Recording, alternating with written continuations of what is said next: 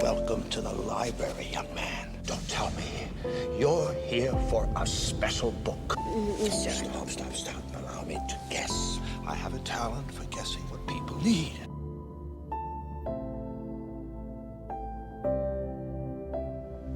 It happened in the library. Sounds like a line from Clue, but it could just be your next favorite book calling your name. This month I've been reading a lot of books set in libraries, and I still have a few of them that I've read in years past that live rent-free in my mind. So in this video, I'm going to do a wrap-up of the books that I've read that are set in libraries, and these are top tier. They're at least 4 stars or higher, and I'm going to be doing it in the format of a choose your own adventure. I'll recommend a book for you based on what you would do next in the story. If you want to get all of the recommendations, watch till the end and don't skip around. If you feel like skipping ahead to the action that you would take, you can skim ahead using the chapter titles. I won't be offended. In fact, I planned it that way. Here's where our story starts. You're on the way to a library. You've never been inside this one before, but the size of the building and the statues outside are practically beckoning you to climb the steps and enter through the giant doors. If you suddenly get distracted by a flock of pigeons hanging out in a children's garden nearby and you decide to go check that out, keep watching. If you climb the steps 2 at a time, excited to get inside the library and check it out, skip ahead to the next chapter.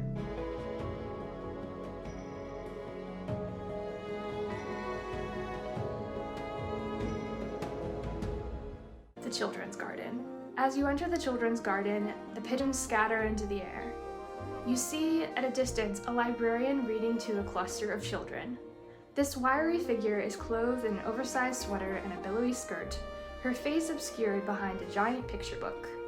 Only a giant cloud of curly red hair is visible above the book. As you walk behind the storytime circle so as not to interrupt, you realize that the librarian is not reading aloud. She has her own book hidden behind the giant children's book, and every once in a while she distractedly flips the page of the picture book, and the children, mouths gaping, creep closer to see the next spread of illustrations. You should probably read The Library by Sarah Stewart, with pictures by David Small. This is a picture book about a little girl who has been reading ever since she was born. She's never stopped reading, she's never stopped accumulating books, unto the point where her house literally can't fit one more book. One day she comes to the point where she realizes she literally can't fit one more book inside her crowded home. And so she makes a decision. This book has really charming illustrations, it's a very quick read, and I think it would be great to read to a small person in your life. Enter the library. You rush hurriedly up the steps, eager to see what awaits you in the library. As soon as you're through the doors, you're staring up at the impressive ceiling. Behind you, you hear a loud slam, and even more ominously, a soft click. If you shrug it off and step further into the library, keep watching. If, however, you decide to turn around and make sure that you're not locked in here, go to the next chapter.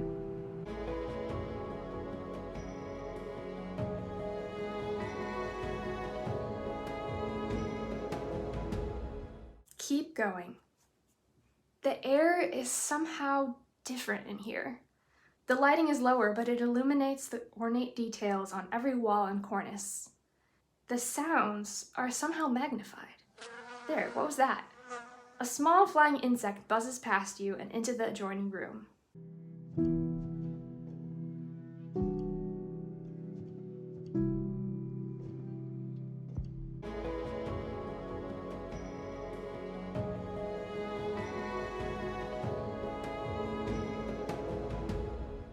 If you think it was a bee, you should read The Starless Sea by Erin Morgenstern. This is a magical, lushly written tale that invites you to explore a buried ancient library, a place of lost cities and seas, lovers who pass notes under doors and across time, and of stories whispered by the dead. As he ventures deeper into the library and its stories, our main character, Zachary, learns of the sacrifices that have been made to protect this realm, and those that are intent on its destruction. Zachary joins Mirabelle, a fierce, pink-haired protector, and Dorian, a handsome, barefoot man with shifting alliances, to traverse twisting tunnels, darkened stairwells, crowded ballrooms, and sweetly soaked shores in this magical world, and along the way he'll discover his own purpose in both a mysterious book and his own life. This is a tale to get lost in. If you like fantasy, if you like magical realism, you should definitely pick this one up. If you're pretty confident that that flying insect was a fly, you should read The Body in the Library by Agatha Christie. When the body of a young woman is discovered in the library of a wealthy couple, the police start to make their inquiries in the surrounding neighborhood. Lucky for them, early in their investigation, the owner of the estate invites a friend to give her honest opinion. Miss Marple, a silver-haired woman with a keen ear for village gossip and a keen eye for human nature, weighs in on the investigation. When another girl's body turns up dead, the situation becomes even more dire, and many selfish motives and secrets are at play.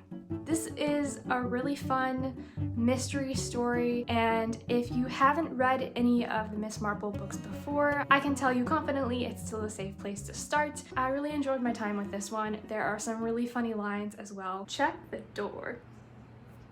You decide to spin around to check the doors you just entered through. You pull the handle, but sure enough, they're locked tight. A voice behind you says, "It's okay, we still have 24 hours to get out of the library, and everything we need is in here. You like word puzzles and video games, right?" You should probably read Escape from Mr. Lemoncello's Library by Chris Grabenstein. In this book, you're following a young boy named Kyle. Kyle's childhood hero is Mr. Lemoncello, a famous and mysterious game maker. Mr. Lemoncello has just completed his most ambitious project yet, which is the town's new library. Kyle and 11 other kids are given the exclusive invitation to spend the first night of the library's opening locked inside for a sleepover. But when they wake in the morning, the doors remain locked. They'll have to form alliances and solve many puzzles in order to escape the library. This one is one of a series of books, so if you enjoy the first one, there's more to discover. Well, you're now resigned to the fact that you're locked inside the library, for the time being anyways. Do you know what you're looking for while you're here? If you think you'd like to ask a librarian to help you find something, keep watching. If those locked doors are still kind of bothering you though, and you feel like you should be looking for another exit, skip to the next chapter.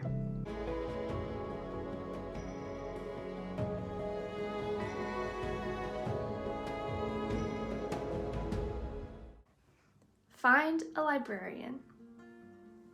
You wander into a room streaming with sunlight. The shelves have no signs of dust and appear to be meticulously organized. A young woman near the entry asks if you're looking for a librarian and points you toward a little cubby-like office tucked into one corner of the room.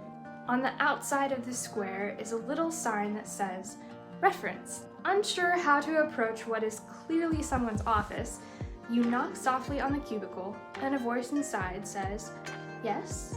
What are you looking for?" You should read What You're Looking For Is in the Library by Michiko Ayama. This book is translated from the original Japanese by Alison Watts. In this story, you're introduced to 4 different characters.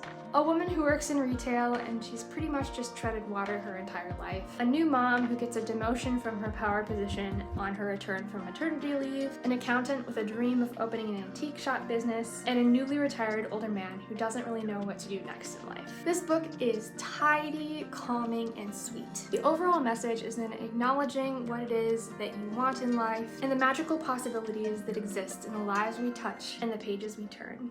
Look for the exit. In search of another door, you decide to walk deeper into the library and quickly discover that the books here are not neatly shelved and labeled. No, there are mountains of books, towering stacks of books, tall enough to fall and cause some serious damage. You wind through the stacks, looking for a way out, periodically staring up at the disorganization, unsettled, but oh so curious. You should really read The Book That Wouldn't Burn by Mark Lawrence. In this story, you're following 2 perspectives.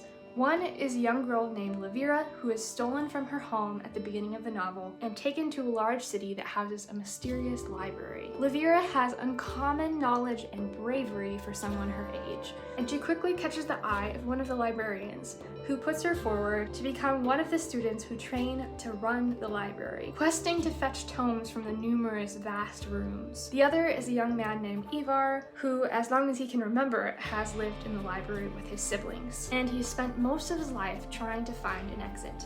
I shared a few more thoughts in my last video, but highly recommend, and I can't wait to read it again soon. As you climb the stairs to examine the next level of the library, you start to get a whiff of something out of the ordinary. Is that smoke? If you think it might be coming from the sconces on the walls, and you decide to keep going upstairs, keep watching. If you decide to go back downstairs and investigate the smell, go ahead and skip to the next chapter.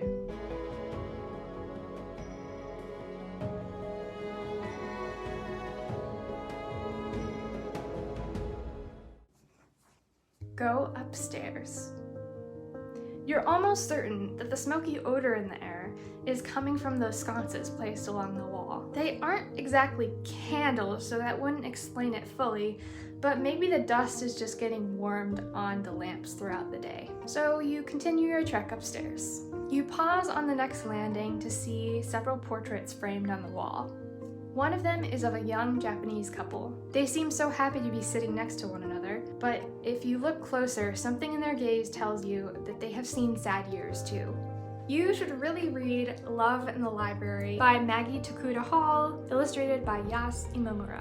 This beautiful picture book tells the story of Tama and George.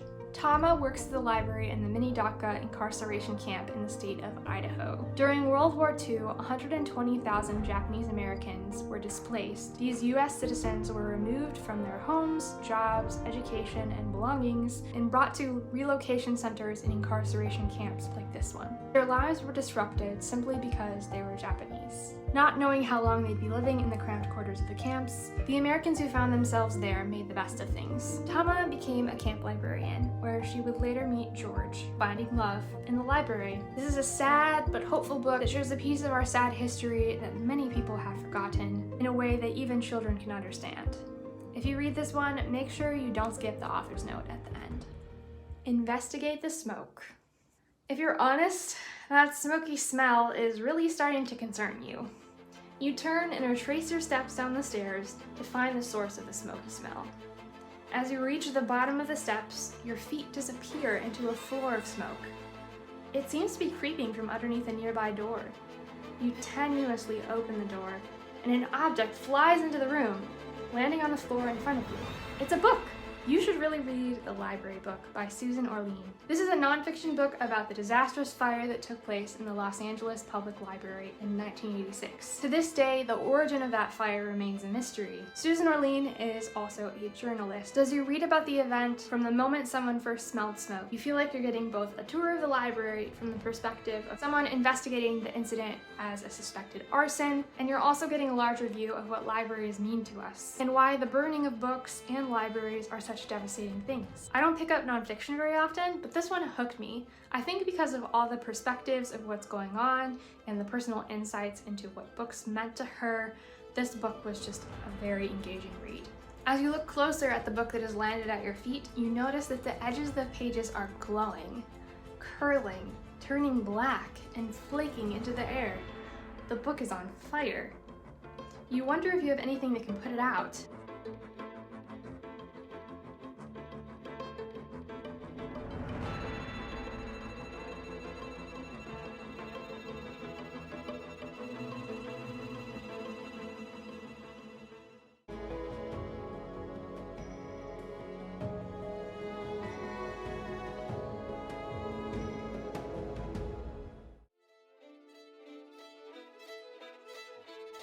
But as you step closer, the book's appearance begins to change drastically. Its leather cover spirals into a muddy eddy, expanding like a tornado and stretching upward toward the ceiling. You hear a scared whimper and you realize it came out of you. The burning book is now a shadowy figure with red burning eyes and long appendages ending in claws.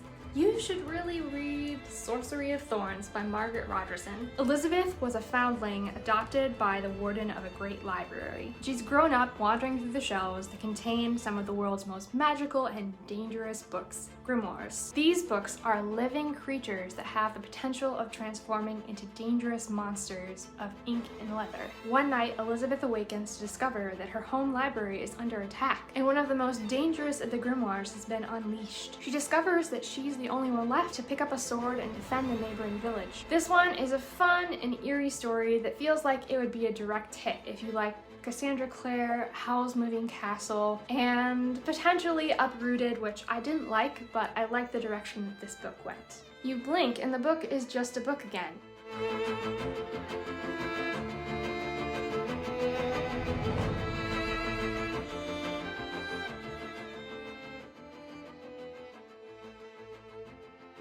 Still on fire. In the corner of your vision, a lone figure stands under the nearest sconce, his face obscured in the shadow as he watches the book burn. Wait, is he laughing? You should really read The Shadow of the Wind by Carlos Ruiz Zafón. This one came highly recommended by many of you, and I am currently reading it myself. One early morning before the sun has risen and the streets of Barcelona are still cloaked in dark, Daniel's father takes him to the Cemetery of Forgotten Books. Daniel is told that he can choose any one book from the shelves to be his own to protect and remember, so Daniel chooses The Shadow of the Wind. The story in the book captivates him, and he decides to look for more books by the same author, Julian Carax. But he soon discovers that someone else is ahead of him in that search, and this mysterious figure is burning every last copy they find. You blink again! You really should get new contacts, by the way. And the stranger by the lamp is gone. Stranger still, the smoke has vanished, and light is streaming across the floor. The door is open? You can leave the library. Going into this, you didn't expect your reading list to grow without even looking at bookshelves, did you? You're sure to take away some lasting memories from this library visit. You might need therapy. That concludes our visit to the library. I hope you enjoyed your time. If you had any books that came to mind as you were watching this video that are set or revolve around libraries, please don't let those go to dust. Comment below and let other readers know so they can enjoy them too. If there were any books from this video that you decided to add to your TBR, let me know in the comments too. I love to hear if my recommendations are hitting home with you. If you want more videos like this in your life, please hit that like button, subscribe to my channel. It gives the algorithm a little high five and it loves that kind of thing. I look forward to seeing you in another video soon.